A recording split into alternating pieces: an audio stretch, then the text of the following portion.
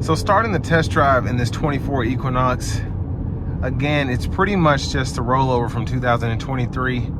I think, per usual, GM kind of switched up what came standard on their vehicles to stay competitive. So we do get the Chevy Safety Assist package.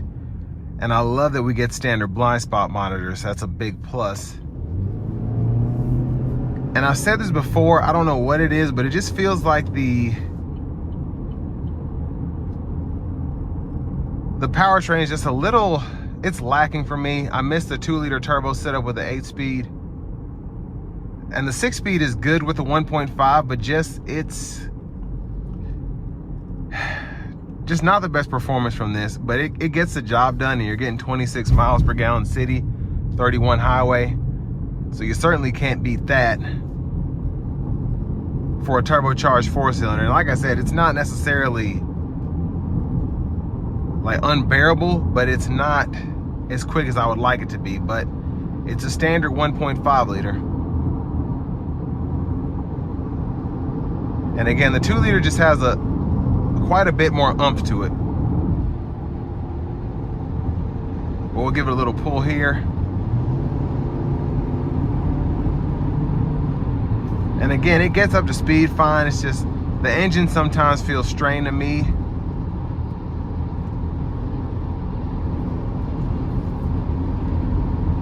But overall, driving dynamics for this, they're pretty great. I like that the hood is sloped. I can see pretty much everywhere. And of course, visibility is pretty good as it is, but having the blind spot monitors just makes it that much better.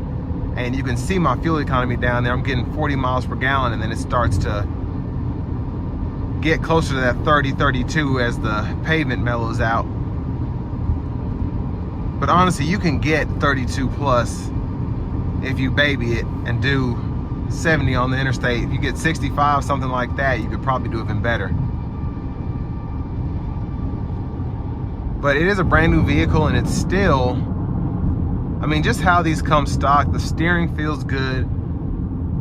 I think for most people in this market, especially if you're looking at a RAV4 or something along those lines, a Tucson that has the 2.5 liter naturally aspirated 4, this 1.5 turbo, you may or may not like that better, just depending on what you're looking for.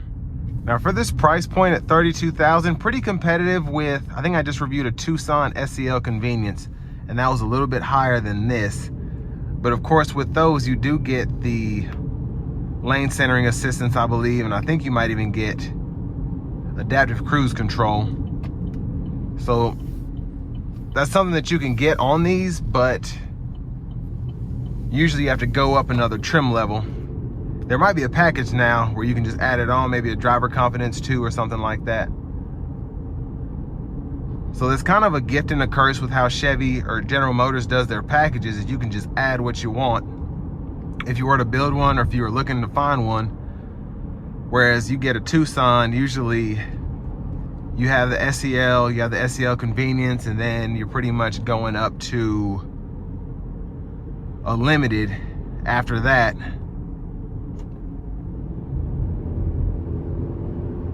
But I like how this one is built. I will say the seats, to me, could be wider. I feel like, I mean, I am a big person, but I feel like a big person in this seat here. I feel like this was made for like a Smurf or something. Just because my left shoulder's kind of leaning out a little bit with my back, or with my back all the way to the seat.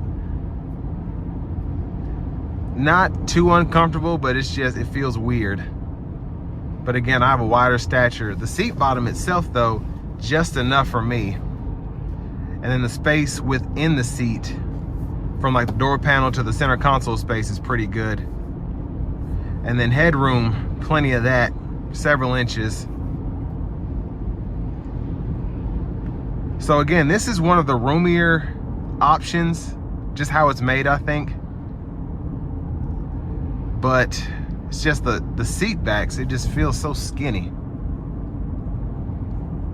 But the support's pretty good. And of course you have the 2-way power lumbar support for even more help there. And I like, again, that comes standard on the LT trims now.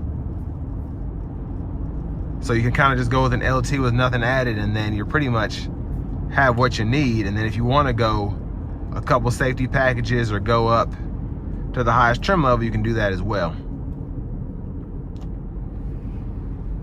But I think for the target market, it's definitely still a competitor, a good competitor at that, specifically for commuting.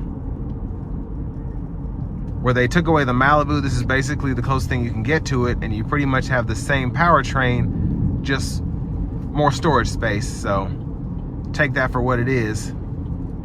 But this will bring me to the end of my review of this 2024 Chevrolet Equinox in the LT trim level.